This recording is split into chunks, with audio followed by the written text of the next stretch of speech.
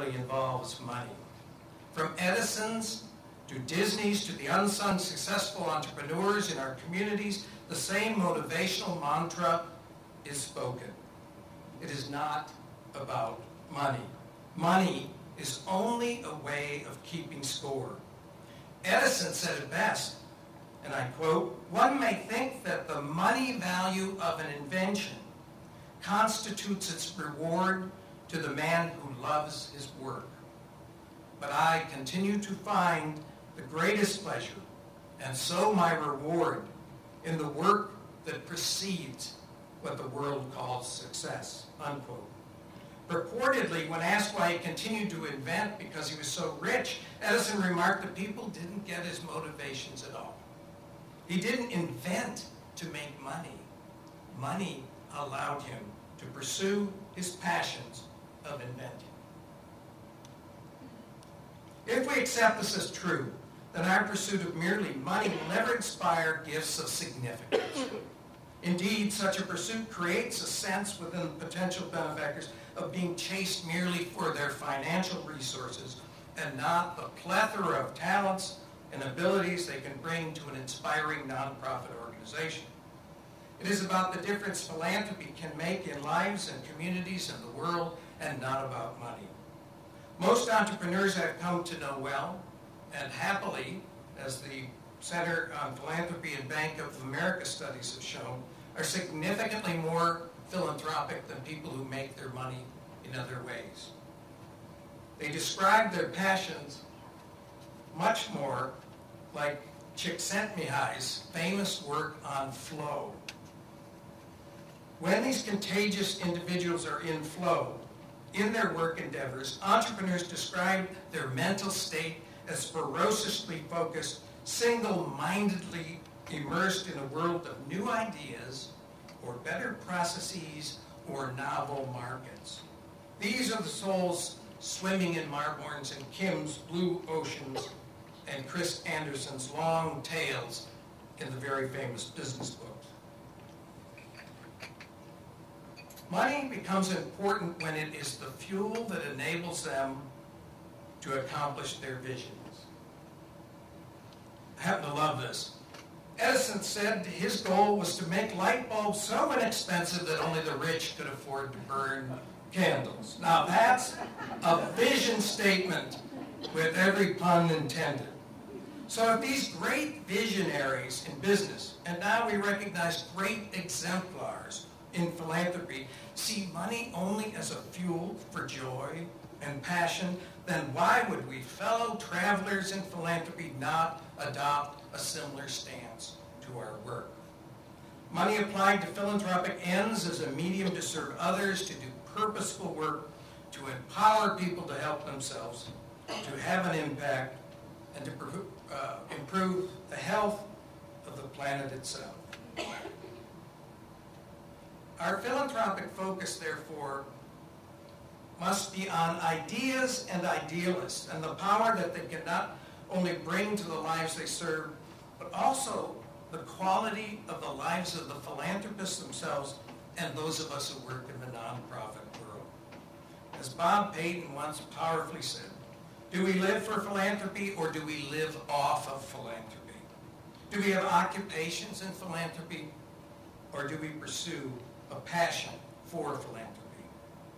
We need to start focusing far more attention on developing meaningful relationships with philanthropists and those with a philanthropic nature, rather than focusing merely on money, on qualitative rather than only quantitative metrics. Let us bring the relationship aspect of our profession to the forefront, rather than assuming it is always the backdrop of our work. But how do we take idealism into action through philanthropy? How do we explore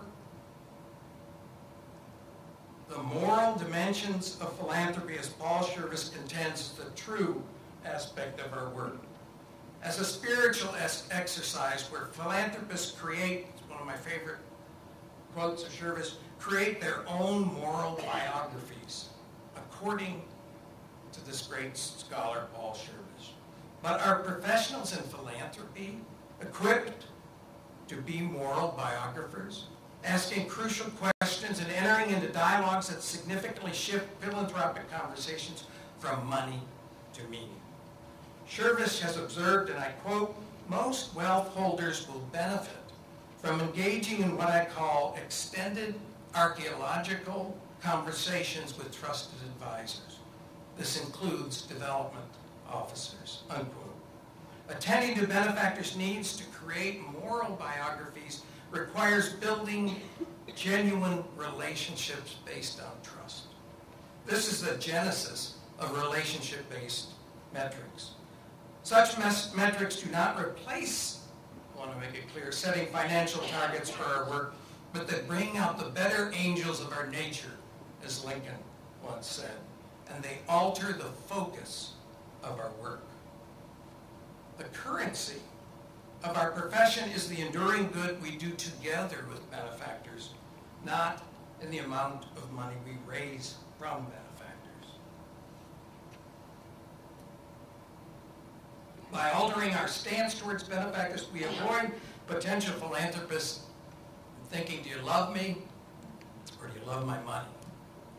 A more powerful reflection might be, think of the walk we can take together to make communities and people's lives better. When we focus on ever-deepening relationships as outcomes, we open our apertures, we change lives and find better ways to dilute the misery of the world, as Carl Menninger suggested was the very purpose of life. When we only set financial goals, we miss the power that moral questions, respectfully, purposefully directed, can mean in the lives of benefactors. We live only in a financial exchange relationship until we can redirect our work towards the transformative effects that benefactors can have on individuals and communities. As Carl Jung said, and I quote, "The least of things with meaning is worth more in life than the greatest things without it," unquote. This indeed is the money to meaning transformational power of philanthropy. To discover this meaning, our work must be benefactor-centric, values-based, and inquiry-driven. Our principal task then becomes identifying core values of individuals who may have a philanthropic nature, conversing about what brings joy and purpose to their lives, and examining their views of the social responsibilities of wealth.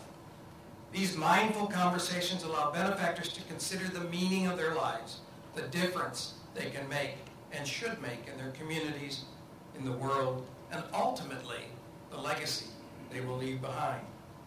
It is a long, purposeful walk we take with benefactors, inquiring about meaning building through philanthropy and a contemplative view of their life's real purpose. Now, one of the most frequent, constantly asked questions I get from beginners in the business is, how can I tell if a potential benefactor has a philanthropic nature? It's a key question that I hear repeatedly.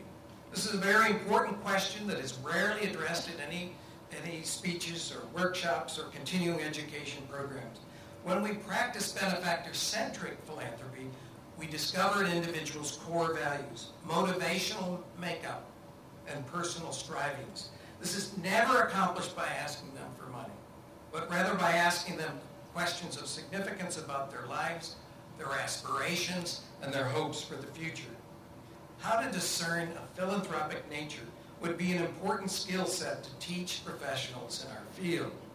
People who are evaluating their lives based upon their core values will not settle less from professionals in philanthropy. Benefactors expect, we recognize, respect, and reinforce their deepest values played out through their gifts. As John Gardner observed, if you have some respect for people as they are, you can be more effective in helping them become better than they are. Exploring core values requires the highest of professional ethics and a stance towards benefactors that mirrors what Martin Buber, the great Jewish philosopher, called the I-thou authentic existence, rather than an I-it relationship. I-it relationships, as we know, objectify people, making them tools for our own benefit. We see them as sources of money rather than being in relationships with them and exploring the potential of doing good in the world. I-thou relationships with benefactors necessitates seeing them as individuals as ends in themselves, their value and their partnership, rather than seeing themselves as a means to the ends, their money. Buber's work contends that human lit lives find meaning in that I-thou relationship. Viktor Frankl expressed it another way when he observed that it's not so much a matter of technique that is important in our work, but the spirit behind the technique that matters. The spirit of our work in philanthropy requires being in genuine relationships with fellow travelers who have the potential to improve the world. This is the important material to spiritual shift in our work. And when practiced, the reward is working with more engaged philanthropists, and I can tell you far more joy in our work and fulfillment in our careers. Tom Morris, who wrote a wonderful book, If Aristotle Ran General Motors, and if you haven't had the chance to read it, I recommend you do. He expressed repeatedly this important shift in ethical stance towards people and the remarkable results that ensue when he said, quote, "It is by imagination that we cross over the differences between ourselves and other beings, and thus learn compassion, forbearance, mercy, forgiveness, sympathy, and love, the virtues without which we nor the world can survive." When we have I-thou relationships with benefactors, our work becomes infused with powerful stories of our organizations and our benefactors at their best. Stories that illustrate our institutional impact on those whom we serve, and celebrations of powerful exemplars in philanthropy. We inquire of benefactors, what are your passions? What drives you to achieve? When do you feel you are at your authentic best for others? What can you do with your resources that would bring meaning to your life? Over time, we discover if an individual's passion about their vocations or avocations can be grafted to an organization's mission. 27 winters at Mayo Clinic. I sometimes use medical dirt, but passion grafts are one thing. But in truly transformative philanthropy, these passion grafts to organizations can evolve into full-blown passion transplants where benefactors adopt an organization's mission as the most important work of their lives. As Thomas Morris further observed, people are inspired over the long haul by a sense of nobility in who they are and what they are doing. If you can convey a sense of nobility to people around you, you can unlock their deepest potential. Expressed similarly by William Irvine in his book on desire, quote, "Every man, however hopeless his pretensions may appear to all but himself, has some project by which he hopes to rise to reputation, some art by which he imagines the nature of the world will be attractive." Our conversations with benefactors can rekindle old, lost passions and unlock a willingness to fulfill the dreams of others. I think it was best expressed by F. Scott Fitzgerald when he said of a famous Minnesotan, Charles Lindbergh, quote, "Something bright and alien flashed across the sky, and a young Minnesotan who seemed to have nothing to do with his generation did a heroic thing. And for a moment, people set down their glasses in country clubs and speakeasies and thought of their old best dreams. Many, many times, I have seen benefactors fund their old best dreams, and sometimes late in their lives, the new best dreams of others.